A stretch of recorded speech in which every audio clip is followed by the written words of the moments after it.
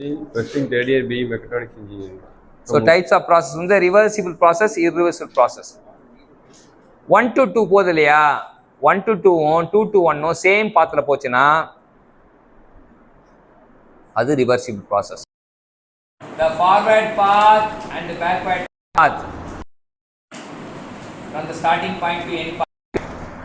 Forward pathum backward pathum same ஆ இருந்தா Reversible process. அது reversible process. The forward path and backward path is different ஆ இருந்தா Irreversible. அவ்வளோதான். அது ரெண்டுமே வந்து டைப்ஸ் ஆஃப் ப்ராசஸில் அது ஒரு வகை. அப்புறம் மறுபடியும் ரெண்டாக பிரிக்கிறாங்க. டைப்ஸ் ஆஃப் ப்ராசஸ் வந்து flow process, non flow process. Flow ப்ராசஸ்னால் என்ன அப்படின்னா, ஃப்ளோ ப்ராசஸ்னால் என்ன அப்படின்னு பார்த்தீங்கன்னா, ஒரு அவுட்டர்லேருந்து சிஸ்டத்துக்குள்ளே வந்து சிஸ்டம் இந்த அவுட்டரில் எம் இன்னும் அவுட்டர்னு வச்சுக்கேன், அது flow process. Non flow process சிஸ்டத்துக்குள்ளேயே சுற்றிட்டு வச்சுக்கேன், அது non flow process.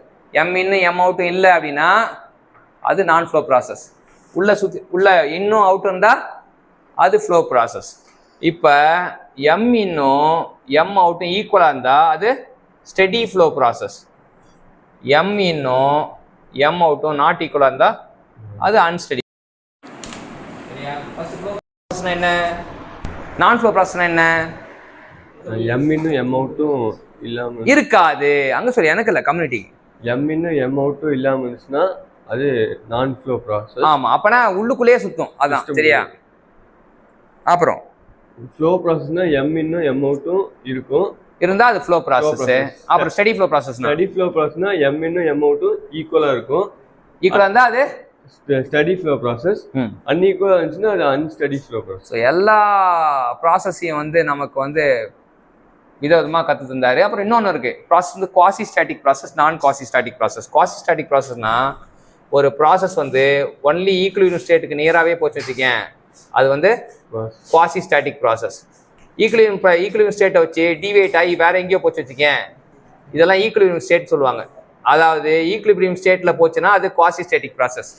Equilibrium state வச்சு டிவேட் ஆகி போச்சுன்னா நான் குவாசி ஸ்டாட்டிக் ப்ராசஸ். இப்போ 6 வகையான ப்ராசஸ் சொல்லியிருக்காரு. ஒன்றுனா சொல்லுங்க. ரிவர்சல் ப்ராசஸ்னா என்ன? ரிவர்சல் ப்ராசஸ்னா Q1 ஃபார்வர்ட் பார்த்தோம், ரிவர்ஸ் பார்த்தோம், சேமா இருந்தா ரிவர்சிபிள்.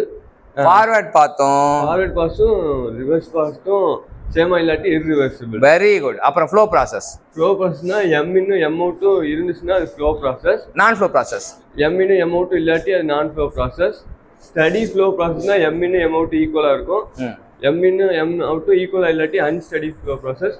அப்புறம் ஈக்குவலிபிரியம் கண்டிஷன்ல ஸ்டேட்ல போச்சுன்னா அது குவாசி ஸ்டாட்டிக் ப்ராசஸ். அது வந்து டிவியேட் ஆகி போச்சுன்னா நான் குவாசி ஸ்டேட். ஸோ 6 ப்ராசஸையும் நமக்கு அற்புதமாக கற்றுக் கொடுத்த டெக்னிக்கல் சாம்பியன் கேப்டன் பசுதீன் கோர்க்க தேங்க்யூ சொல்லுங்க.